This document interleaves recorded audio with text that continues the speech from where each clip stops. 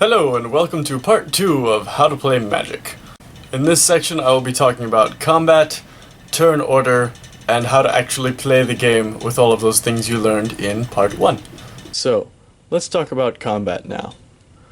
We have two opposing sides here, with a 4 power and 4 toughness Ravenous Baloth, and a 1 power 1 toughness Elvish Mystic, against an Attended Knight, which has 2 power and 2 toughness, also with first strike. I'll talk about that with combat damage. And a Crimson Mage, which has 2 power and 1 toughness. Let's say this person is attacking. It's their turn and they want to attack you. They want to attack with this guy, who has 4 power and 4 toughness. Just leave him out of the equation there. If he attacks, and then after this person has assigned all of the attackers they want, they tap them. Tapped creatures cannot block other creatures. So, after this person has assigned all of their attackers, move on to the blockers. This is the defending player, one who is being attacked. They can choose to either block this guy with one of them or both of them, or they can just straight up let it through and hit them in the face for 4 damage. If this person chose to block with just one creature, say the Attended Knight, since it only has 2 toughness and this has 4 toughness, this one would die because this creature is only doing 2 damage to this one, which isn't enough to kill it, but this one is doing 4 damage to this one, which is double the amount it needs to kill. So let's say they block with both of them. Since this guy has 4 power and 4 toughness, he is going to do 4 damage total to both of these creatures. So, as we can see, the Attended Knight has 2 toughness and the Crimson Mage has 1 toughness. So, the attacking player could assign 2 damage to this one and 2 damage to this one.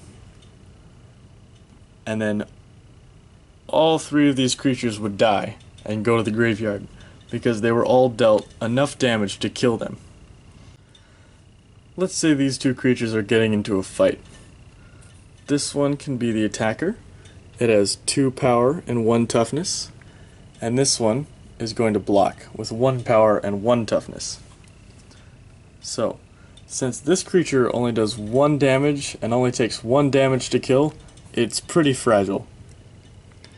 This guy, he will do 2 damage, but can only take 1 hit. So, if these 2 got into a fight, say this one blocks that one, both of them would end up dead.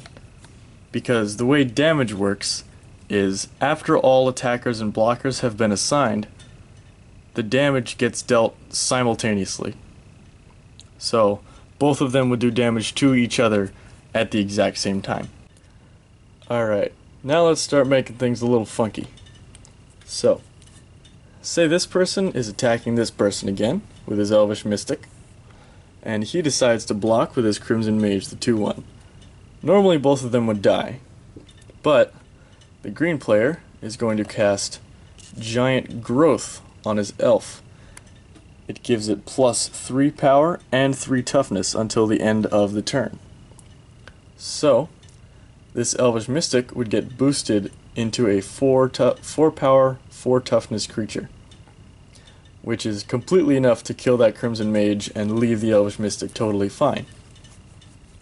But, after the turn is over, it reverts back to its 1 power, 1 toughness state, because the card says until end of turn. Normally, this guy would die, this would go to the graveyard, and this guy would be fine. But, let's say the red player casts a Lightning Strike, which is targeting the elf. Lightning Strike does 3 damage to the creature, right? So, there's this weird thing called the stack. it's sort of a waiting board for spells. So when you play a spell, its effect doesn't finish resolving until the stack is empty.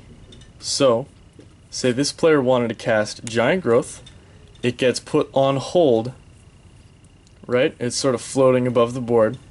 It gets put on hold, and this player has the option to throw an instant on top of it.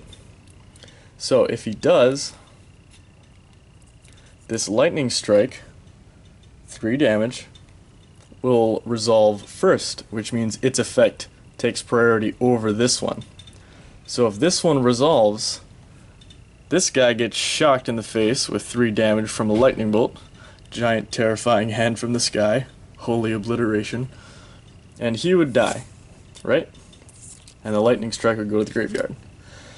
And then this Giant Growth has nothing it can target because its target just died. So it just sort of fizzles and disappears. So the red player got lucky on that one. They used 1 card to get rid of 2, which is always good. Any deck has to have a minimum of 60 cards, and they can have any amount of colors in any color combination you want. So you can have anywhere from 1 color to all 5 colors in your deck. 5 colors is a bit ambitious though, because most land just produces 1 color, or 2. Now let's talk about actually playing the game. Most formats you can play Magic in have a minimum of 60 cards. There's also Limited, which is you get a set of random cards, whether it be from a draft, picking 1 card at a time, or Sealed Deck. You get a whole bunch of booster packs and you go ahead and make a deck out of it. There's also EDH, or Commander, which are 100 card decks. Each card has to be different though, because in normal 60 card decks, you have a 4 card limit of exact copies. So, you start out the game by drawing 7 cards. Alright, so let's see. There's also a rule called Mulligan. Mulligans vary from place to place. You can either get free mulligans or other types of mulligans called Paris mulligans. We'll get into that later. Now, mulligans are, you have the option to shuffle all these cards back into your deck and draw a whole new pair of cards. The normal rule for this is you shuffle all 7 cards back into your deck and then draw another 6, and decreasing each time. So, this hand, let's see, we got Fabled Hero, 3 mana cost right there. It's a 2/2 double strike, which means he hits first and then he hits again. Martial Glory, nice little combat trick for a red and a white mana. Gives 1 creature plus 3/0 and another creature plus 0/3 till the end of turn.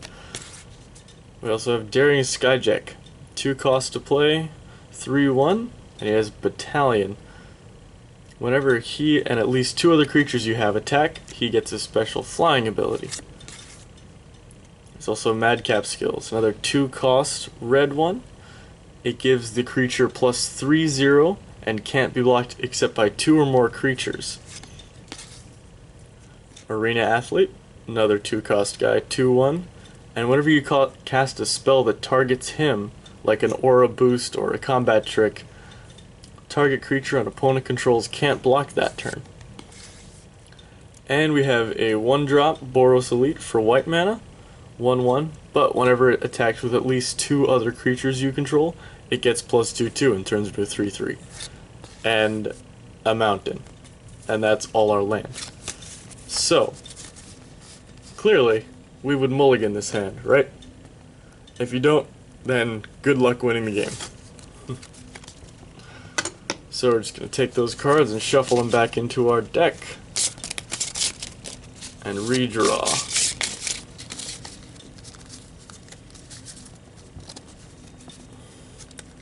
This time you only get to draw 6 cards.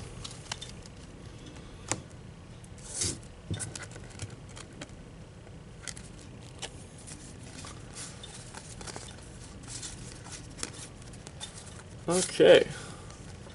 This one's much more substantial. Let's see why. First off, we have 3 land, and one of them is a Boros Guildgate, which taps for both red and white mana, but it comes into play tapped.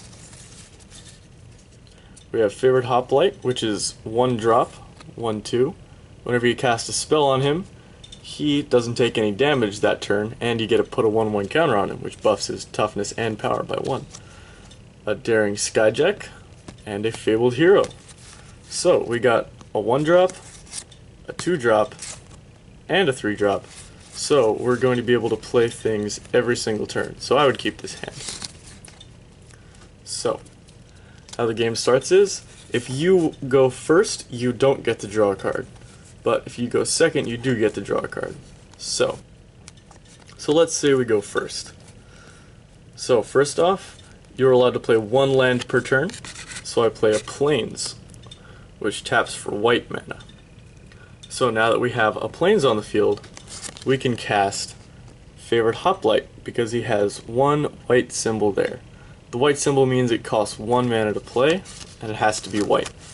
So we tap this to give us 1 mana, and then we play Favored Hoplite.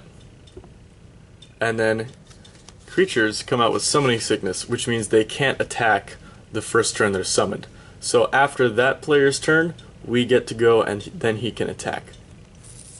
So, after their turn, we untap all of our things that are tapped.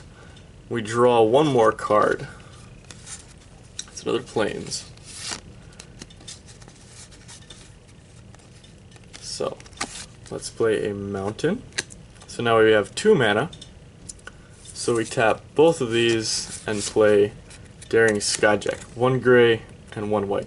Gray means you can use any color mana to cast it, and white means you have to pay 1 white. So the red is tapping for the gray requirement, the white is tapping for the white requirement. And then our Favored Hoplite can attack by tapping and hitting the other player in the face for 1 damage. And that's the basics of how you start off with turn phases. So if you want to get more technical, we can go into the actual technical terms for all the steps. First, there's your untap step, where you untap everything. And then there's this thing called the upkeep. There are a lot of different cards that trigger during the upkeep step and have effects during this step. After your upkeep is your draw step. You draw another card. 1 card per turn at the beginning. And then there's your first main phase. So, where you can play land, creatures, and others, and sorcery spells or instants or enchantments and anything. So that's your main phase. Then you have the option of going into the attack phase, which is attacking with your creatures, right? And then, after the combat step, there is another main phase. So, if we wanted to, if one of these was a creature, we could play that creature, but you can only play 1 land per turn, whether or not it's during your first main phase or your second main phase. So you could play another creature, and whatnot. Then, there's the end step, which is basically signaling the end of your turn. And that's it for turn order.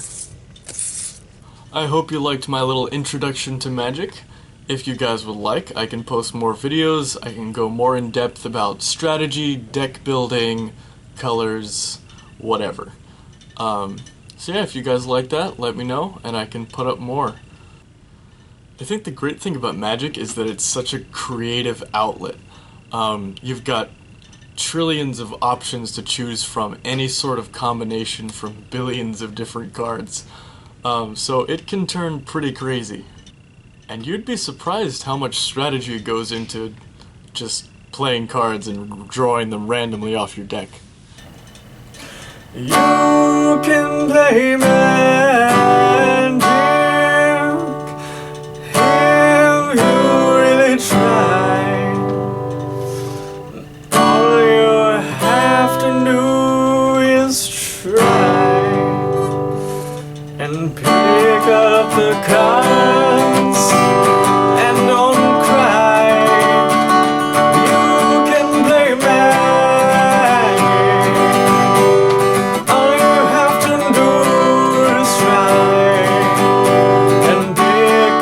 cloud.